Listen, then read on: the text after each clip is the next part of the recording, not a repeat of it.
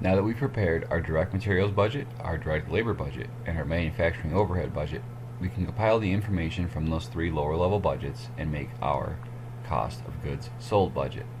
In the cost of goods sold budget, we are going to calculate the total manufacturing costs that will be incurred to produce the budgeted quantity of units, again by taking the cost of direct materials, direct labor, and manufacturing overhead. Here is our cost of goods sold budget. In the first row we have our beginning inventory. This is our beginning inventory for the year. Well, if we go to our production budget, we see that in the first quarter we had bags in beginning inventory of 9,000. Those 9,000 bags, according to our information on the chalkboard on the left hand side, cost us $1 to produce. So the cost of our beginning inventory was the 9,000 bags we have in beginning inventory times the $1 per bag that it cost us to make them. Therefore, our beginning inventory has a total cost of $9,000. We don't need to worry about the second, third, and fourth quarter because beginning inventory is only for the year, so our total beginning inventory was 9,000. Next, we have the row for our bags produced and sold in 2019, and these were produced at a cost of $1.05, which we just figured out.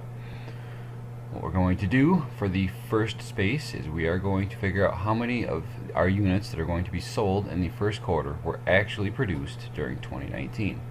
Well, we're going to sell 100,000 bags, but 9,000 of those bags weren't produced in 2019 because they are our beginning inventory at the beginning of the year, which means that only 91,000 bags that are going to be sold in 2019 were also produced during the year. We know that our cost of goods sold per bag, we just figured out, was $1.05. So to figure out the cost of our bags produced and sold in 2019, we simply take our 100,000 budgeted bags to be sold, subtract from it the 9,000 bags that we already had in beginning inventory, and multiply those 91,000 bags that we produced during the year times $1.05. This way we come up with $95,500. That is our cost of goods sold for the bags produced and sold in 2019 during the first quarter of our year. Moving on to the second quarter, we plan to sell 110,000 bags. Fortunately, all 110,000 of these bags will be produced during 2019, so we can just simply take the bags to be sold and multiply it by our cost of goods sold for those units, which is $1.05. We come up with $115,500. For the third quarter, we plan to sell 120,000 bags, again at a unit cost of $1.05. So we multiply 120,000 times 105, and we come up with $126,000 cost of goods sold for the units that we sell during the third quarter. And lastly, in the fourth quarter, we plan to sell 1,000 bags of chips. Those 1,000 bags of chips still cost $1.05 to make, which means we will have a cost of goods sold during the fourth quarter of $105,000. All in all, that means Saratoga Chips is going to have a cost of goods sold for the year of $442,050. To find our total budgeted cost of goods sold, we simply add the cost of beginning inventory to the cost of bags produced and sold in 2019. 9,000 plus 95,500 means that our total budgeted COGS for the first quarter is 104,500. In the second quarter, we don't have beginning inventory, so we can simply carry down the $115,500 from our bags produced and sold during the year. We can do the same thing for the third quarter and the fourth quarter, respectively. For our total budgeted COGS, we just add up the four numbers in our total budgeted cost of goods sold row, and we come up with $451,050. This is Saratoga Chips' budgeted cost of goods sold for the year. We are through our COGS budget, which means we can move on to all of our other expenses that were not related to production, and those are tracked in our selling, general, and administrative expense budget.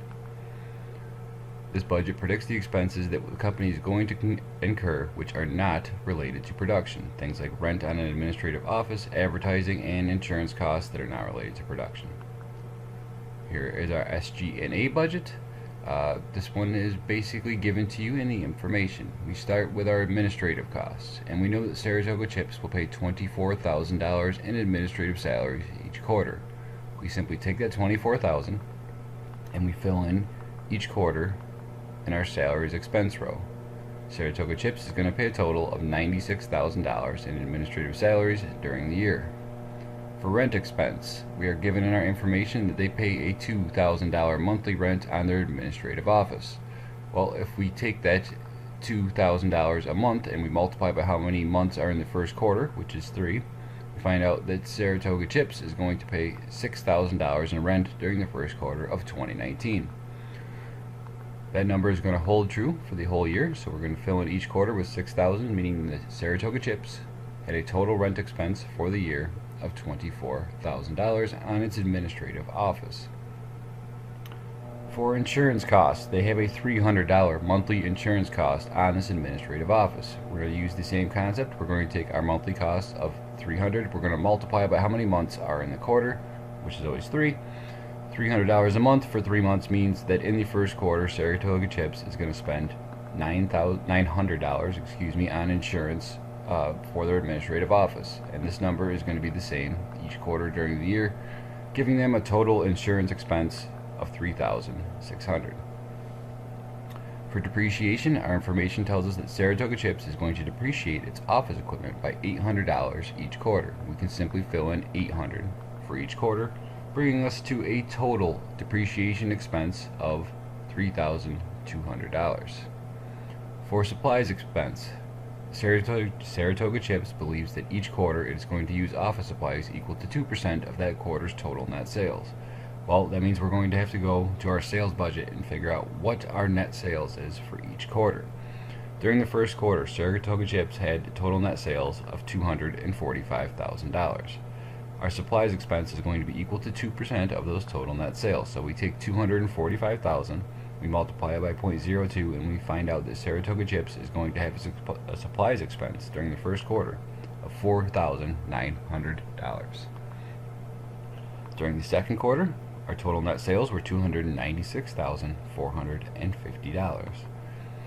We take that $296,450, we multiply it by 2%, and we figure out that Saratoga Chips in the second quarter will have a supplies expense of $5,929. We're going to use the same concept to the third and fourth quarter. We're going to take our total net sales, we're going to multiply it by 2%, and we're going to determine what each quarter's respective supplies expenses. So $6,468 for the third quarter and $4,900 for the fourth quarter. This is going to give us a total supplies expense of $22,197. To figure out our total budgeted SG&A expense, we simply add all of the numbers in the column for each quarter. So in the first quarter, our total budgeted SG&A expense is equal to $36,600, $24,000 plus $6,000 plus $900 plus $800 plus $4,900. We're going to add each column for the successive quarters, so our second, third, and fourth quarter, giving us $27,629 in SG&A expenses during the second quarter, $38,168 for the third quarter, and $36,600 for the fourth quarter. In total, they are going to have a budgeted selling, general, and administrative expense of $148,997 for the 2019 fiscal year.